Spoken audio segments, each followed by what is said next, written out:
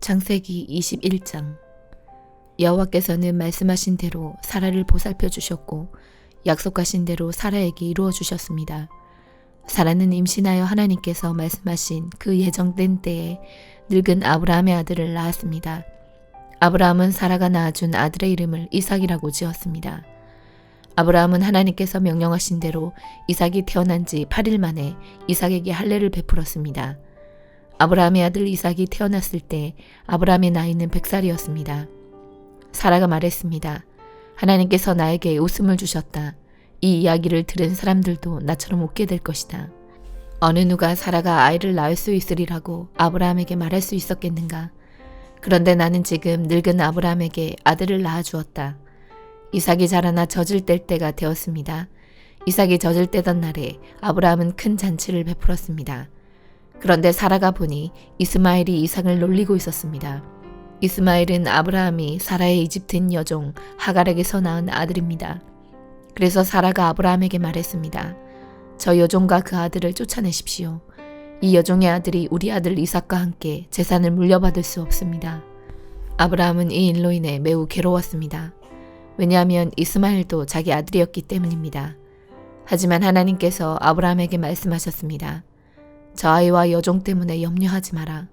사라가 무슨 말을 하든 그 말을 들어주어라. 내가 너에게 약속한 자손은 이삭에게서 나올 것이다. 그러나 여종에게서 낳은 아들도 네 아들이므로 네가 그의 자손도 큰 나라가 되게 할 것이다. 아브라함이 이튿날 아침 일찍 일어나 먹을 것과 물을 가득 채운 가죽 부대를 준비해서 하갈에게 주었습니다.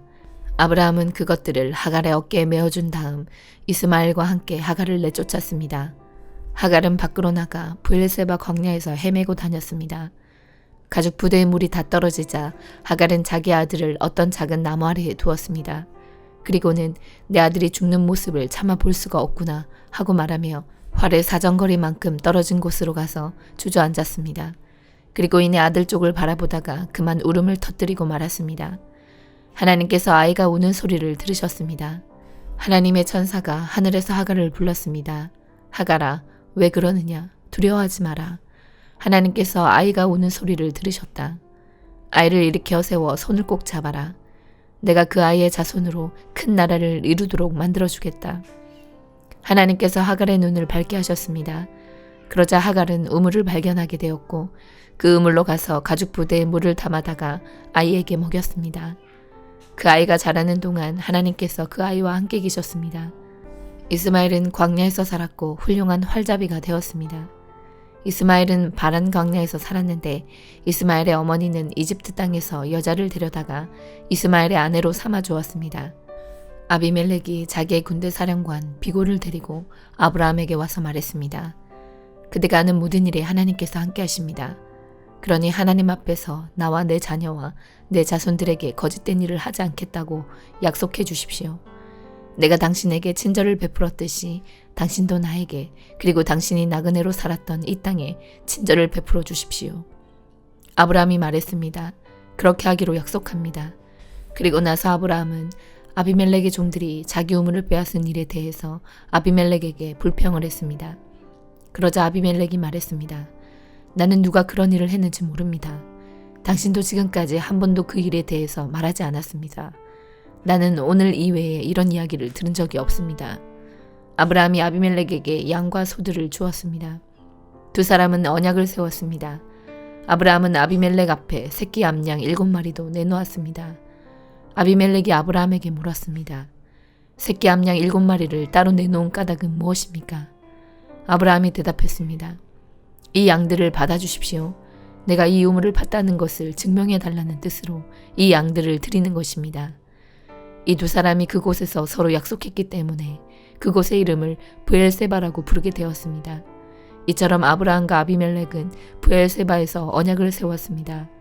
그리고 나서 아비멜렉과 그의 군대 사령관 비골은 블레셋 사람들의 땅으로 돌아갔습니다. 아브라함은 브엘세바에 에셀나무를 심었습니다. 아브라함은 그곳에서 영원토록 살아계신 여호와 하나님의 이름을 부르며 경배드렸습니다. 아브라함은 블레셋 사람들의 땅에서 오랫동안 나그네처럼 살았습니다. 마태복음 20장. 하늘나라는 자신의 포도밭에서 일할 일꾼을 찾으려고 아침 일찍 나간 주인과 같다.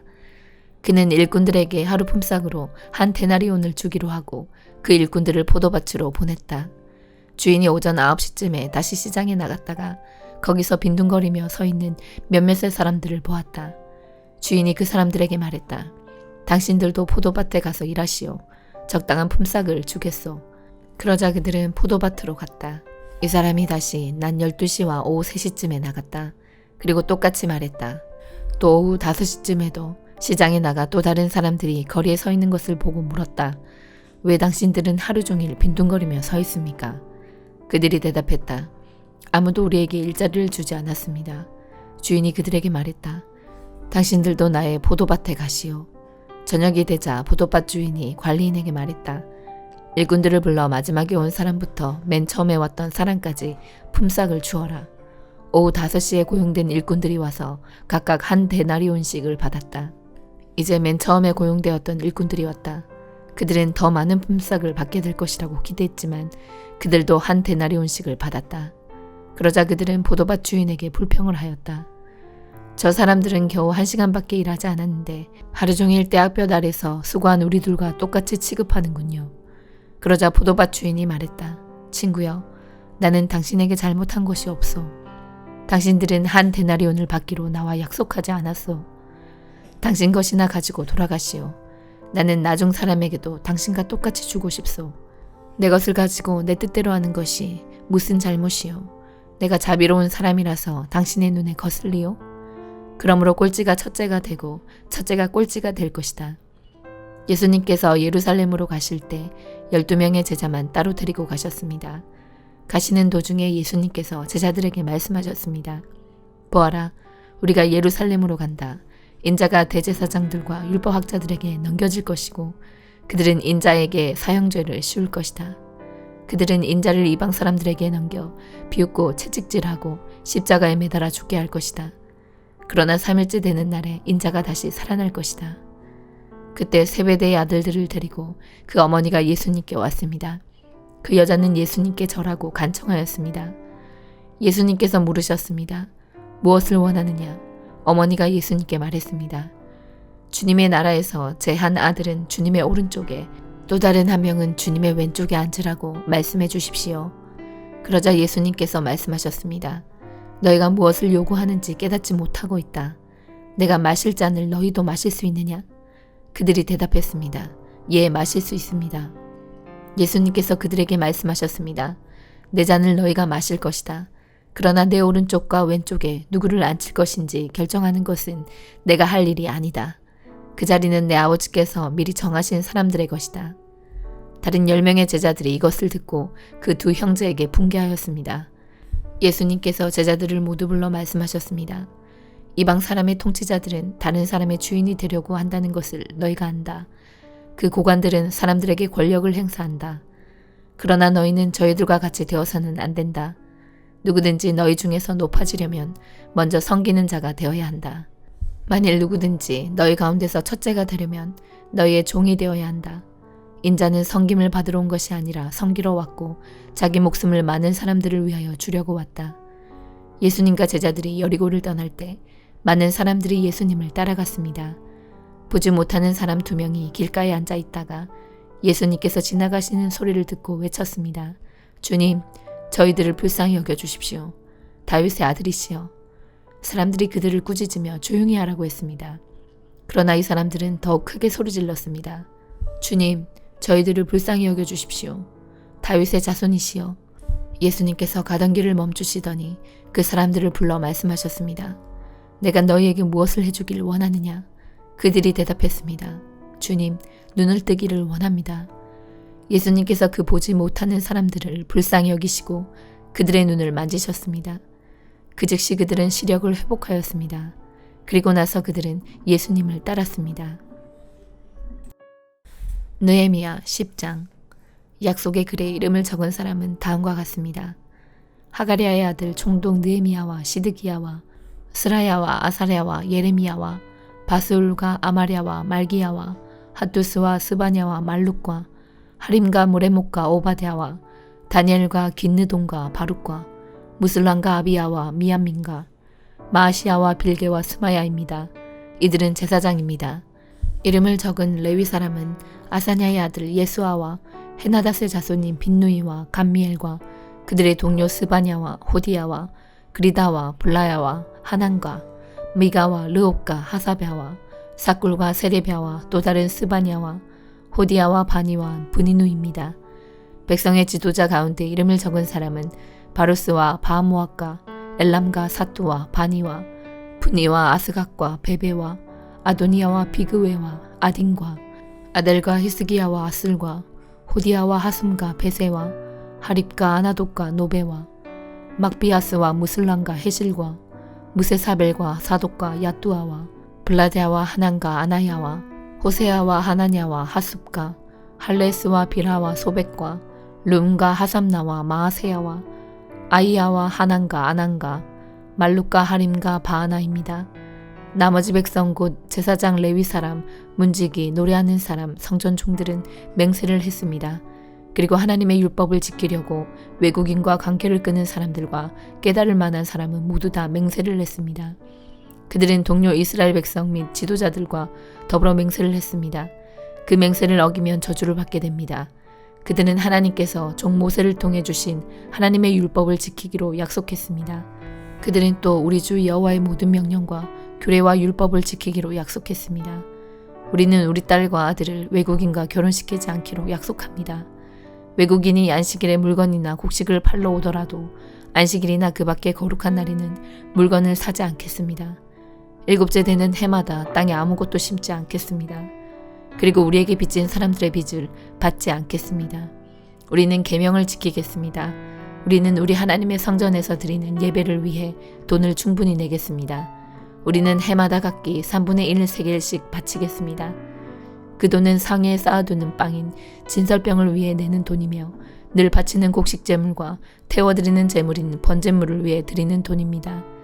또한 그 돈은 안식일과 초하루 절기, 특별 절기에 바치는 예물이며 이스라엘의 죄를 씻는 제물인 속죄 제물을 위해 내는 돈입니다. 또 그 돈은 우리 하나님의 성전에서 하는 일을 위해 내는 돈이기도 합니다. 우리 백성들과 제사장들과 레위 사람들은 제비를 뽑아 어느 집안이 언제 하나님의 성전에 나무를 가져가야 할지 결정했습니다. 그래서 해마다 정한 때에 나무를 가져가기로 했습니다.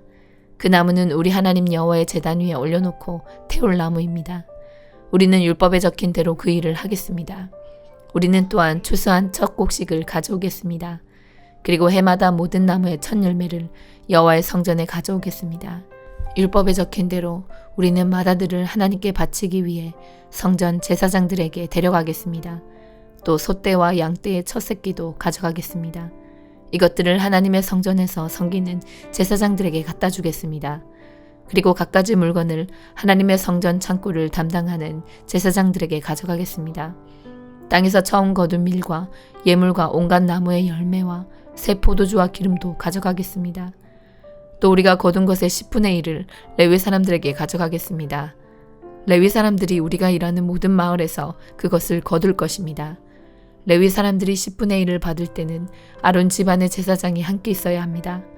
레위 사람은 자기가 받은 것 가운데 10분의 1을 또 하나님의 성전에 바치고 그것을 성전 창고에 넣어두어야 합니다. 이스라엘 백성과 레위 사람은 창고에 예물을 가져와야 합니다. 예물로 가져올 것은 곡식과 새 포도주와 기름입니다. 성전에 바친 물건은 창고에 넣어둬야 하는데 그곳은 하나님을 섬기는 제사장과 문지기와 노래하는 사람이 있는 곳입니다. 우리는 하나님의 성전을 돌보지 않은 채 내버려 두지 않겠습니다. 사도행전 20장. 소동이 그치자 바울은 신자들을 불러오게 해서 격려한 뒤에 작별 인사를 했습니다. 바울은 그곳을 떠나 마케도니아 지방으로 갔습니다. 그는 마케도니아로 가는 길에 여러 지방에 들러 신자들에게 격려하는 말을 많이 하고 그리스에 도착했습니다. 바울은 그리스에서 3달을 지냈습니다.